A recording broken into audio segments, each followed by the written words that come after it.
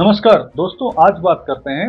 हाल में ही Elon Musk ने Ukraine की जनता से कहा कि अगर उन्हें युद्ध खत्म करना है और अपने बच्चों को मरने से बचाना है तो उन्हें जेलेंस्की को सत्ता से हटाना होगा। यही वो तरीका है जिससे जो यूक्रेन की जनता है, उनके जो बच्चे हैं जो फ्रंट लाइन में लड़ रहे हैं, वो मरने से बच सकें।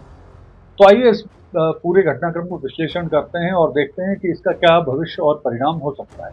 तो देखिए, जो एक्स के हेड हैं, टेस्ला के हेड हैं, ट्रंप के सलाहकार हैं और ट्रंप जो सरकार ने एक बहुत प्रमुख विभाग बनाया है, dose, department of government efficiency, उसके हेड हैं एलन मस्क।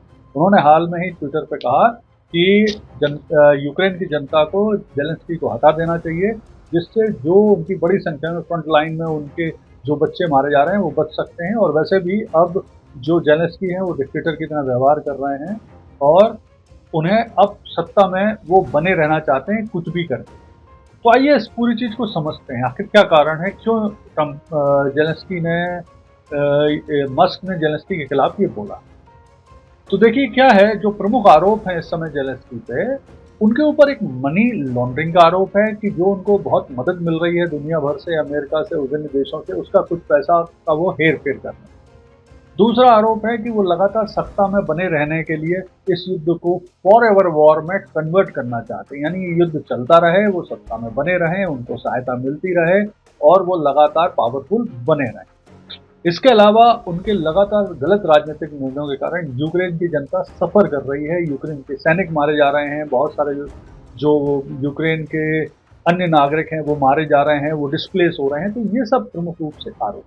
अब मस्क का क्या कहना है कि जेलेंस्की कैसे हट सकते हैं और वो क्यों नहीं हट रहे हैं। तो मस्क के हिसाब से जेलेंस्की तब तक नहीं हटेंगे सत्ता से जब तक उन्हें ये सिक्योरिटी या उनको ये आश्वासन न दे दिया जाए कि उनके खिलाफ जो नया राष्ट्रपति आएगा वो उनके खिलाफ लगे आरोपों की जांच नहीं करेगा। दूसरा, उनको किसी न्यूट्रल सुरक्षित देश में जब तक रहने की परमिशन अच्छी तरह से एस्टेब्लिश करने का ना दी जाए तब तक वो नहीं करेंगे।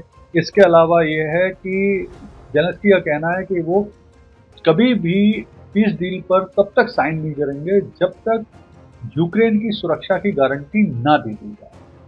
तो देखिए, ये सब जो चीजें हैं, इनके लिए जो स्थितियां बन रही हैं, भविष्य इनका क्या हो सकता है, उसमें प्रमुख रूप से मुझे लगता है कि अभी फिलहाल अमेरिका ने तो मना कर दिया है कि वो यूक्रेन को सहायता नहीं देंगे, लेकिन यूरोप और विश्व के बहुत सारे देश, विशेष तौर पर कनाडा ने कहा है कि वो यूक्रेन को सहायता देंगे। यूके ने और यूरोप ने मिलकर एक नई पीस डील बनाने की बात बोली है कि वो रूस के साथ एक नई पीस डील पर काम करेंगे जिसमें अमेरिका को भी वो शामिल कर सकते हैं। इसके अलावा यूरोप ने 40,000 करोड़ की एक नई एड पैकेज की घोषणा भी करी है यूक्रेन के लिए।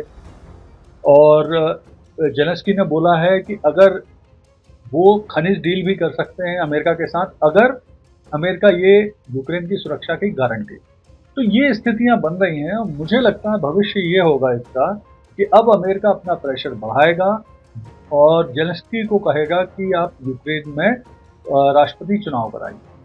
दूसरा है, मुझे लगता है कि यूरोप और विश्व के देश भले ही कितने प्रयास कर लें, लेकिन बिना अमेरिका के सहायता के वो इस युद्ध को बहुत लंबा नहीं ले जा सकती, ये चीज वो भी जानते हैं।